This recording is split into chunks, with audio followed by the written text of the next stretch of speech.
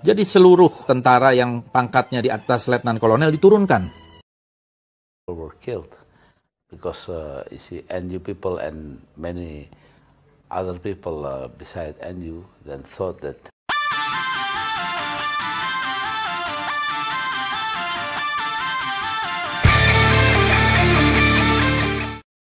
yang merupakan koran PKI tanggal 2 Oktober tahun 65. Di sini ada keputusan pertama dari Untung ya yang melakukan pemberontakan ketika itu sebagai komandannya, susunan Dewan Revolusi Indonesia. Jadi mereka melakukan kudeta, kemudian ada yang namanya Dewan Revolusi Indonesia. Lalu ini ada keputusan nomor 2 tentang penurunan dan penaikan pangkat. Jadi seluruh tentara yang pangkatnya di atas letnan kolonel diturunkan. Ya, mereka semua diturunkan dari misalnya jenderal menjadi letnan kolonel, kemudian juga kolonel menjadi letnan kolonel dan seterusnya. Ini adalah keputusan dari komandan, istilahnya nih, komandan Gerakan 30 September, Ketua Dewan Revolusi Letnan Kolonel Untung. Kita lihat juga di sini harian yang dipimpin oleh Nyoto, tokoh PKI, dalam editorialnya sangat mendukung Gerakan 30 September. Jadi memang Gerakan 30 September ini dalangnya jelas adalah PKI. Dalangnya jelas adalah PKI. Hamdan wa syukranillah wa salatan wa salaman ala rasulillah wa ala alihi wa sahbihi wa mawala. Bicara tentang ideologi, kami sangat yakin bahwa ideologi itu tidak mungkin mati. Ideologi itu pasti akan hidup terus. Apalagi di dalam Quran dan hadis memang diceritakan begitu. Misalnya perilaku sajalah, perilaku kaum Lut, homoseksual dan lesbian, udah dimatiin semua dengan bencana oleh Allah. Sampai sekarang masih ada, berlaku terus sampai hari kiamat.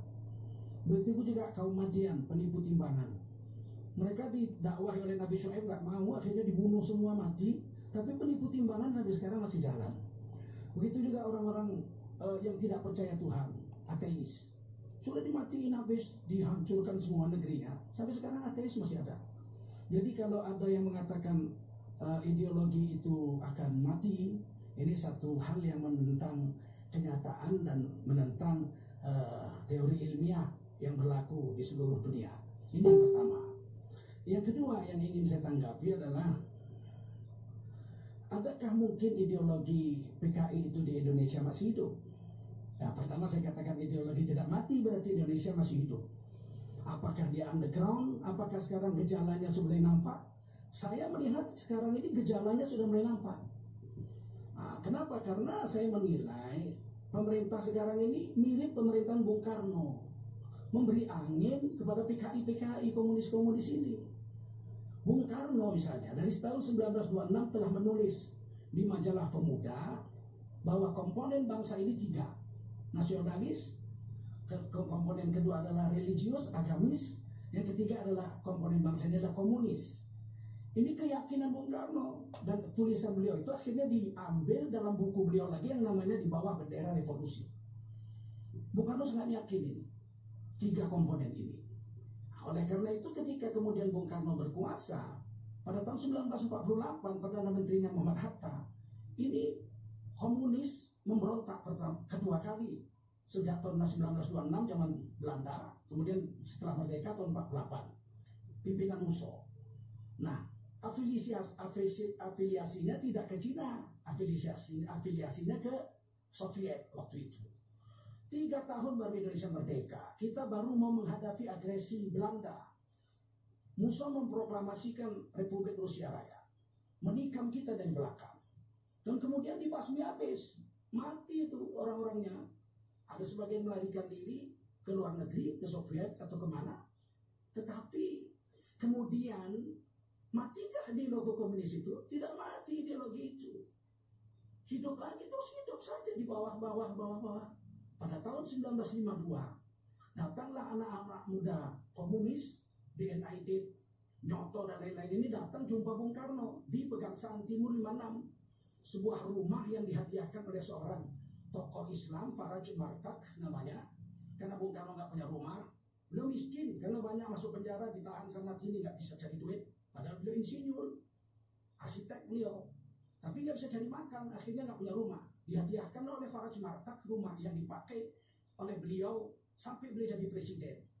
Nah kemudian malam itu diterima lah ini di NIDIP dan kawan-kawan ngobrol. Bung Karno group.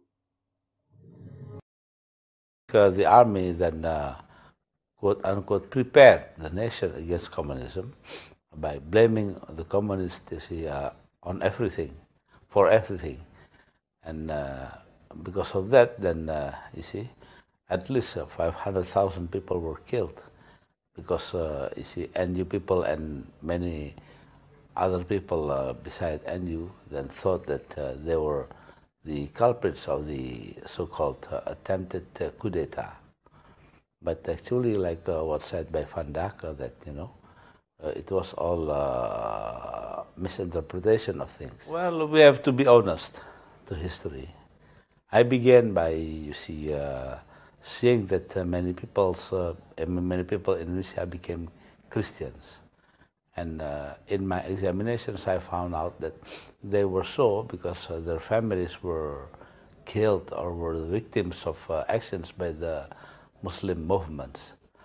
So because of this, then we have to acknowledge thoroughly that if we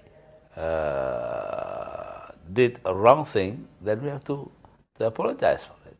This is what I was taught since my childhood.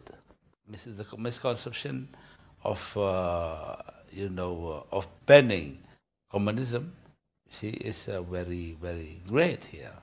They were angry when I said that we should forget about that.